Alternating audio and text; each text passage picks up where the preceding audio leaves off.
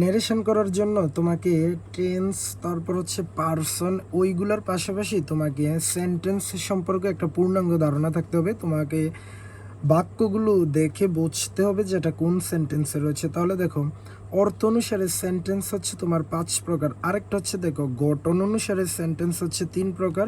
সেগুলো হলো simple, complex, compound. এগুলো আমাদের চেঞ্জিং সেন্টেন্সে থাকে। তাহলে অর্থ অনুযায়ী সেন্টেন্স হচ্ছে 5 প্রকার। তাহলে প্রথমটা দেখো অ্যাসার্টিভ সেন্টেন্স, দ্বিতীয়টা হচ্ছে তোমার ইন্টারোগেটিভ সেন্টেন্স, তারপর হচ্ছে তোমার ইম্পারেটিভ, 4 নাম্বার হচ্ছে অপটেটিভ, আর এটা হচ্ছে আমার কি এক্সক্লেমেটরি। এবার দেখো, তুমি কিভাবে বুঝবা যে বাক্যটা কোন সেন্টেন্সে রয়েছে।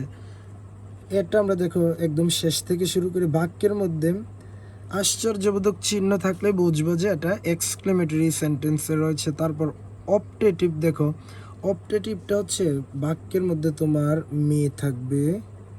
মেয়ে থাকবে অথবা লং থাকবে।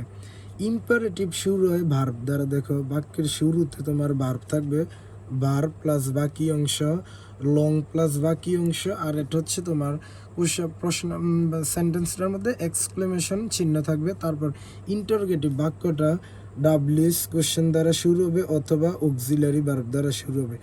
আর শেষে অবশ্যই তোমার এই প্রশ্নবোধক চিহ্ন থাকবে। আর অ্যাসার্টিভটা হবে রিপোর্টেড স্পিচের শুরুতে একটা সাবজেক্ট থাকবে, সাবজেক্ট ভার্ব বাকি অংশ। এই 5টা নিয়ম অনুসারে আমরা সেন্টেন্সগুলোকে আইডেন্টিফাই করতে পারবো। তাহলে দেখো, এখন আমাদের মেইন হচ্ছে আমরা অ্যাসার্টিভ সেন্টেন্সের নারেশন করব। দেখো,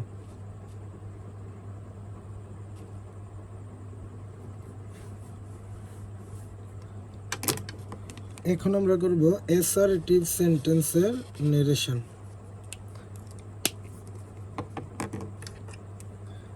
তুমি যে অ্যাসার্টিভ সেন্টেন্সের নারেশন করবা, এটা কিন্তু তোমাকে বুঝতে হবে। যেমন দেখো, আই এম ভেরি হাংরি, এখানে দেখো বাক্যের শুরুতে একটা সাবজেক্ট রয়েছে, তারপর ভার্ব।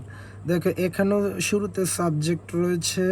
তারপর যদি বাক্যের শুরুতে সাবজেক্ট থাকে, ইনভার্টেড কমা থাকবে, আর এখানে যদি শুরুতে সাবজেক্ট ভার্ব এইরকম থাকে আর শেষে একটা ফুল স্টপ থাকবে, এটা হচ্ছে আমার হচ্ছে তোমার অ্যাসার্টিভ সেন্টেন্স। এবার দেখো অ্যাসার্টিভ আমরা কি করব, ডিরেক্ট স্পিচ থেকে ইনডিরেক্ট স্পিচে রূপান্তর করতে রিপোর্টিং ভার্বের সাবজেক্ট।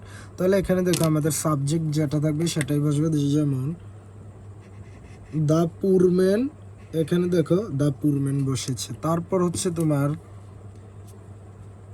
সেইডের পরিবর্তে আমরা টোল্ড বসাবো। তাহলে দেখো এখানে এই সেইড টু এর পরিবর্তে আমরা কি বসালাম, এই যে দেখো এখানে এই আমরা টোল্ড বসালাম। তারপর রিপোর্টিং ভার্বের অবজেক্ট হচ্ছে যে যেটা থাকবে সেটাই বসবে। তাহলে দেখো এখানে এই অবজেক্ট হচ্ছে তোমার মি। তাহলে দেখো আমরা এখানে কি বসিয়ে দিলাম, মি বসিয়ে দিলাম। এখন হচ্ছে তোমার এই কাজটা যে ইনভার্টেড কমা উঠে গিয়ে আমাদের এখানে দ্যাট বসবে। কি বসবে, দ্যাট। তাহলে দেখো এই ইনভার্টেড কমার পরিবর্তে আমার এখানে দ্যাট বসেছে। এটা হচ্ছে আমার একদম বেসিক নিয়মটা অ্যাসার্টিভ সেন্টেন্সের, যে রিপোর্টিং ভার্বের সাবজেক্ট যেটা থাকবে সেটাই বসবে। তারপর আমরা সেড টু এর পরিবর্তে টোল্ড বসিয়ে দেব, আর অবজেক্ট যা থাকবে সেটাই বসাবো। আর ইনভার্টেড কমা তুলে আমরা কি বসাবো, এই দ্যাট বসাবো। এখন হচ্ছে দেখো আমার ওই যে আমরা পার্সনের কাজ করেছিলাম, এই আইটা হচ্ছে আমার ফার্স্ট পার্সন, এই আইটা হচ্ছে আমার কি ফার্স্ট পার্সন। পরিবর্তন হবে রিপোর্টিং ভার্বের কি অনুযায়ী, সাবজেক্ট অনুযায়ী। তাহলে দেখো এই আইটা আমার রিপোর্টিং ভার্বের সাবজেক্ট হচ্ছে দ্য পুর ম্যান। তাহলে দেখো দ্য পুর ম্যানের প্রনাউন আমরা কি বসাতে পারি, হি। কারণ এই এখানে আমরা সবসময় নাউন বসাবো না, আমরা প্রনাউন বসাবো। তাহলে এই দ্য পুর ম্যান, যে বৃদ্ধ গরিব লোকটি বলল, তাহলে এই গরিব লোকটি এটা পুরুষ বা মহিলা হতে পারে। তো আমরা পুরুষ ধরে এখানে আমরা হি বসিয়ে দিলাম। এখন দেখো আই এম ভেরি হাংরি, যদি আমরা এম ইজার দেখি সেখানে ওয়াজার বসিয়ে দেবো। তাহলে এখানে যেহেতু দেখো এম ইজার রয়েছে, তাহলে এখানে ওয়াজার বসবে। তাহলে হিয়ের সাথে আমার দেখো এই হিয়ের সাথে ওয়াজ, তারপর ভেরি হাংরি বসিয়ে দিলাম, আর ইনভার্টেড কমা উঠে যাবে। আরেকটা তোমাকে মনে রাখতে হবে যে ডিরেক্ট যেই সেন্টেন্সে থাকুক না কেন, ইনডিরেক্টটা অলওয়েজ অ্যাসার্টিভ সেন্টেন্স হয়ে যাবে। তাহলে শেষে ফুল স্টপ বসে যাবে। এবার দেখো এটা হচ্ছে আরেকটা নিয়ম। তাহলে আমরা এই নিয়মটা তো দেখলাম, এটা বেসিক নিয়ম আমাদের। এবার দেখো 2 নম্বর এটা কি বলেছে, রিপোর্টিং ভার্বের পর অবজেক্ট না থাকলে, দেখো অবজেক্ট যদি না থাকে, অবজেক্ট না থাকলে সেড অপরিবর্তিত থাকবে। এটা অনেক গুরুত্বপূর্ণ যে রিপোর্টিং ভার্বের সাবজেক্টের উপর যদি অবজেক্ট না থাকে, যেমন দেখো হি সেড, হি হচ্ছে সাবজেক্ট, সেড বললো, কাকে বললো এখানে কিন্তু নেই।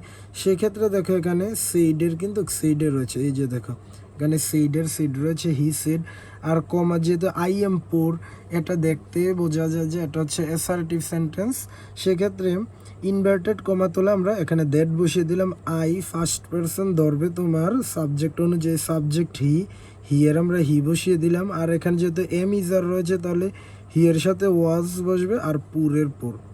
এবার দেখো 3 নম্বরেরটা কি বলেছে, দেখো বাক্যটি চিরন্তন সত্য হলে টেন্সের কোনো পরিবর্তন হবে না, কোনো পরিবর্তন নাই, যেমন থাকবে তেমনই বসবে। The teacher said to me comma inverted comma শুরু honesty is the best policy. Honesty দেখো এখানে সাবজেক্ট, এটা হচ্ছে আমার সাবজেক্ট ভার্ব এক্সটেনশন, তাহলে এটা বুঝেছি যে আমার অ্যাসারেটিভ সেন্টেন্সে রয়েছে। সেক্ষেত্রে দেখো দ্য টিচার সেড টু এর পরিবর্তে আমরা এখানে টোল্ড বসাবো, কারণ এখানে যেহেতু অবজেক্ট রয়েছে মি এর মি। ইনভার্টেড কমা তোলে আমি দ্যাট বসাবো। আর honesty is the best policy, এটা হচ্ছে একটা চিরন্তন বাক্য, সেক্ষেত্রে এখানে কোনো পরিবর্তন নেই। দেখো সরাসরি বসে গিয়েছে honesty is the best policy. এখানে honesty is the best policy হলো একটি চিরন্তন সত্য বাক্য, তাই টেন্সের কোনো পরিবর্তন হয়নি।